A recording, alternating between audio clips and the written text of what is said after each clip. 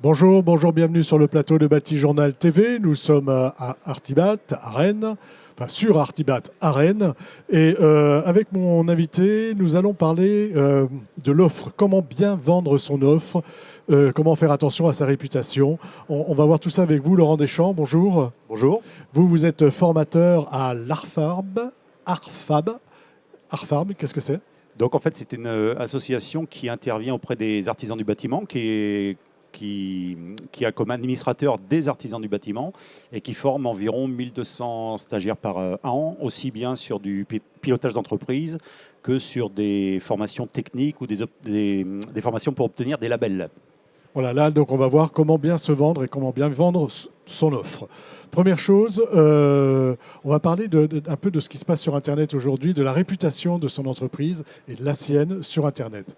Quel est le message que vous leur délivrez à vos artisans? En fait, lorsqu'on va chercher un artisan, généralement, le bouche à oreille fonctionne beaucoup. Alors, le bouche à oreille, ça va être entre des personnes qui vont se conseiller, mais en fait, il y a toujours un contrôle après cette phase de bouche à oreille, c'est-à-dire que le client ou le prospect qui va recevoir un nom d'artisan va aller vérifier ce qu'on dit de cet artisan sur Internet. Donc, est-ce qu'il y a quelques photos? Est-ce que son activité est exactement ce que je recherche? Et puis aussi, est-ce que les avis clients qui ont été laissés sont là? Est-ce qu'ils ont été traités? Et que disent les clients? Et c'est pour ça que ce qu'on appelle la e-réputation, c'est-à-dire ce qu'on dit de nous, artisans, sur les sites Internet. Ce qu'on dit de vous sur un site Internet, c'est important, très important de faire attention à ce qu'on dit et surtout, c'est important d'y répondre, c'est ça? C'est ça, il faut se montrer actif en fait. Donc on répond aux avis positifs en remerciant les clients. On répond aux avis négatifs en essayant de sortir ces avis-là d'Internet et proposer une discussion en dehors du réseau. Et puis aussi, on va répondre à des avis qui viennent d'inconnus parce qu'il y a des gens qui laissent des avis pour faire des avis au kilomètre. Ça permet de gagner des points. Donc, on répond à tous les avis et on montre qu'on est actif. C'est assez négatif, en fait, quand on voit une page Google My Business, par exemple, avec un seul avis négatif, une étoile, et auquel personne n'a répondu. Ça ne montre pas un dynamisme énorme de la part de l'artisan. Voilà, répondre à ce qui se dit sur Internet. Est-ce que ça veut dire qu'en tant qu'artisan, je dois faire un site Internet? Alors, on n'est pas obligé de passer par un site Internet. Il y a un outil qui s'appelle Google My Business, qui est un outil gratuit, qui est en fait l'image qui se met sur le côté de l'écran lorsqu'on cherche une entreprise. Et on voit les horaires d'ouverture, on voit quelques photos de réalisation, on peut vous trouver à travers des mots-clés. L'artisan peut être repéré grâce à ces mots-clés-là. Et on verra également les avis clients avec un système d'étoiles. Donc, c'est quelque chose de gratuit, qui est facile à mettre en place. Et en fait qui est plein de ressources beaucoup plus importantes que ce qu'on pense, avec beaucoup de statistiques notamment sur combien de personnes ont consulté mon site, de quelle région, secteur géographique viennent les personnes qui sont allées sur le site. Donc il y a beaucoup de ressources et c'est d'autant plus important en fait qu'aujourd'hui 96% des gens qui cherchent sur Internet recherchent à travers le moteur de recherche Google.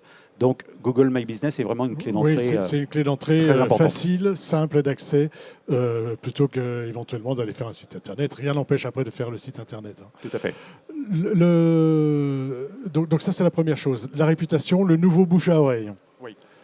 Mais il faut travailler aussi son bouche à oreille, j'imagine. Le vrai bouche à oreille. Comment on le travaille, celui-là?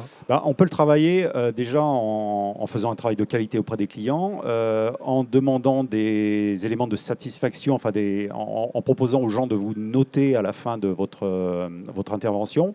Et puis surtout, par exemple, la carte de visite est encore quelque chose d'assez intéressant qu'on peut laisser à ses clients et qu'ils pourront remettre à quelqu'un ensuite. Voilà. Des choses simples. Simples. Comment je vends bien mon offre ensuite? Comment je fais pour me rendre attractif? Alors en fait, le défaut qu'on peut avoir en fait quand on vend, alors c'est pas seulement pour les artisans du bâtiment, mais c'est valable pour tout le monde. Pour toute la vente, c'est parfois de trop parler. C'est-à-dire qu'il faut laisser un espace important au client pour qu'il puisse s'exprimer.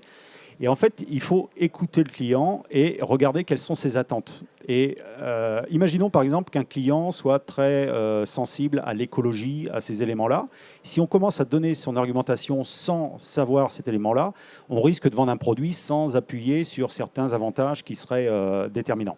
Déterminant et décisif pour la prise de décision du client. Tout à fait. Et d'un autre côté, si on commence à argumenter sur le côté écologique, recyclable des matériaux et que quelqu'un nous répond mais moi je m'en fiche, ce que je voudrais c'est quelque chose de solide, il faut faire attention à ne pas utiliser les arguments qui correspondent pas, enfin de ne pas utiliser des arguments qui correspondent aux mauvais clients.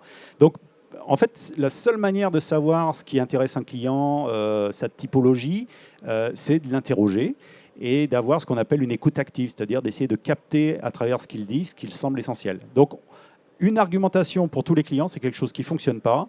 Et une argumentation où on va prendre le maximum de temps de parole est une argumentation qui fonctionne mal aussi, c'est-à-dire que le client doit avoir de quoi s'exprimer. Il faut le laisser s'exprimer et peut-être un petit peu orienter. On peut avoir une offre un peu semblable, mais l'orienter en fonction des désirs du client plutôt que de toujours livrer le même discours, c'est ça? Tout à fait. Bien vendre son offre, ça pourrait être de vendre du parquet, les mêmes lattes de parquet à des clients différents en utilisant des arguments différents, mais qui seront ciblés sur le client. Pour l'un, on va vanter la robustesse des matériaux. Pour l'autre, on va peut-être vanter la facilité d'entretien. Pour le prochain, on va peut-être vanter la nouveauté. Il y aura toujours quelque chose, ou alors une référence sur un voisin qui a eu le même et qui est très content. Voilà, on va chercher en fait les arguments qui vont correspondre à chaque client. Mais les clients sont différents. Voilà, donc bien les écouter. Très bien les écouter, oui. Ensuite, il faut optimiser son temps aussi. Expliquez-nous un petit peu cette notion d'optimisation du temps. En fait, on s'aperçoit qu'aujourd'hui, les clients sont très demandeurs de prestations auprès des artisans du bâtiment. Et on a des artisans qui ont des carnets, une charge de travail assez élevée. Donc la première chose, c'est qu'il ne faut pas courir absolument après des demandes de devis, c'est-à-dire qu'il faut savoir dans son activité quelle est l'activité la plus intéressante et ce qu'on a réellement envie de vendre. Si j'ai une activité où je fais de la maintenance, de l'entretien et de l'installation, je dois connaître mes chiffres pour savoir quelle est la part de ce chiffre d'affaires qui est la plus intéressante pour moi. Alors, ce n'est pas forcément celle qui génère le plus de chiffre d'affaires, mais c'est aussi celle qui génère le moins de coûts au regard du chiffre d'affaires fait. Donc, il faut connaître ces chiffres pour orienter notamment sa communication. C'est-à-dire que si je m'aperçois que le dépannage, ce n'est pas ce qui me rapporte le plus, je ne vais peut-être pas consacrer une large part sur mon site Internet à la partie dépannage. Donc, être clair sur ce qu'on a envie de vendre. Et la deuxième chose, optimiser son temps, c'est aussi... en fait, on a une pression du temps qui vient généralement des autres et ça crée ce qu'on appelle une charge mentale, c'est-à-dire qu'on pense toujours... Du stress, hein, du stress, tout ce qu'on a à faire. Et en fait, aller chez un client, promettre un devis et remonter dans sa voiture en disant quand est-ce que je vais l'appeler pour lui dire que tout compte fait, ça ne sera pas possible, ça, c'est du mauvais stress, en fait. Ça crée une charge mentale. Donc, il faut être bien clair sur ce qu'on souhaite faire et il ne faut pas forcément... être dans la course au devis, mais il faut être dans la course au bon devis. Et il faut savoir aussi dire non. Et il faut savoir dire non. Alors, l'artisan du bâtiment est souvent dans un fort sens du service, de la proximité client et a une volonté souvent de faire plaisir. Mais on peut savoir dire non avec diplomatie en disant je ne peux pas aujourd'hui, mais je pourrais à telle date. Ou alors, écoutez, sur ce type de chantier, je vous conseillerais plutôt de vous adresser à un tel ou un tel.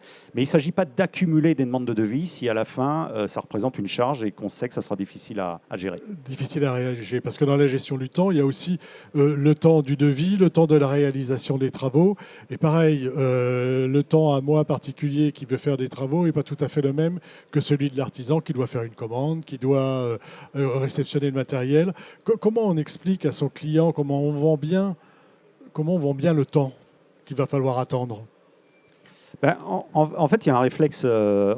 Quand je discute avec des artisans, ils expliquent qu'ils refusent, ils indiquent aux clients qu'ils ne peuvent pas intervenir à la date souhaitée par le client. Et souvent, la réponse qui suit, c'est Monsieur le client, qu'est-ce qui vous arrangerait? Ça, c'est pas une bonne réponse, en fait. C'est ma prochaine disponibilité, c'est à tel moment. C'est-à-dire qu'on doit essayer de conduire soi-même un petit peu son planning. Et l'autre chose qui est importante, c'est qu'on a l'impression que reculer un délai, c'est se pénaliser. Mais moi, j'ai appelé ce week-end un restaurant qui m'a annoncé, écoutez, si vous voulez manger chez moi, il faut réserver 15 jours à l'avance et ce n'est pas possible tout de suite. Je me suis dit, c'est un bon restaurant.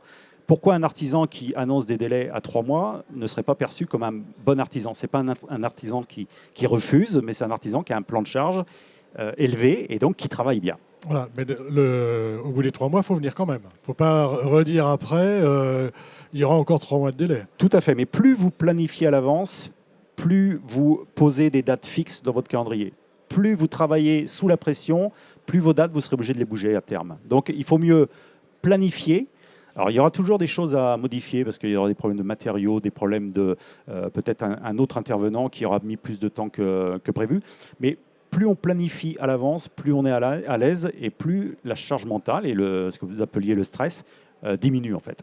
Voilà, donc bien planifier son travail et puis en plus ça rassure le client. Est-ce qu'il y a autre chose qu'on n'a pas dit sur l'état d'esprit ? L'état d'esprit, c'est on ne va pas chez un client en se disant je ne sais pas si j'ai envie de faire en fait ce chantier qui est un peu loin, ou alors j'ai vu la maison, ça ne sera pas terrible, ou alors je suis allé sur Street View et puis je m'aperçois que l'accès, ça ne sera pas simple pour le type de chantier. On va avec un état d'esprit de gagner. Voilà, il faut y aller positif ou pas. Ouais, c'est Cassius Clay qui disait, moi je gagne un combat avant de monter sur le ring, c'est-à-dire que j'ai l'intention de gagner quand j'y vais. Mais on n'y va pas en se disant, tiens, je suis prêt à mettre un genou à terre s'il le faut. Non, l'état d'esprit c'est super important, et savoir pourquoi on se déplace, ça transparaîtra de toute façon dans la manière dont on discutera avec le client. Écoutez, merci. On a fait vraiment un petit tour d'horizon rapide, mais je trouve que c'est très intéressant de revenir sur des fondamentaux, en fait, un petit peu. Si je veux me former pour vous contacter, je fais comment ? Comment ça se passe ? Écoutez, l'ARFAP propose à la fois des cycles longs de formation pour les responsables et gestionnaires d'entreprise, donc qui abordent tous ces thèmes de la communication, de la vente, de la relation client. Et donc ça, c'est des cycles qui peuvent durer sur plusieurs mois. Mais par contre, il y a aussi des formations courtes sur comment gérer les relations clients, comment concilier la performance et diminuer le stress d'entreprise. Des formations sur la gestion du temps. La gestion du temps, ça peut paraître un thème comme ça un petit peu abstrait, mais dès qu'on rentre dedans, on s'aperçoit qu'il y a des outils, il y a des attitudes et il y a des méthodes. Donc c'est des choses très intéressantes à écouter. Merci, j'imagine qu'on peut retrouver, il y a un site internet où on Tout aura à fait. toutes les ARFAP infos. Bretagne, et on retrouve l'ensemble des formations, et donc l'ARFAP qui est basé tout près de Rennes à Cesson-Sévigné. Merci d'être venu sur le plateau de Bâti Journal de nous parler de comment faire pour bien vendre son offre. Une émission à retrouver sur notre site Bâti Journal et sur le site de notre partenaire Artibat. Merci à vous. Merci.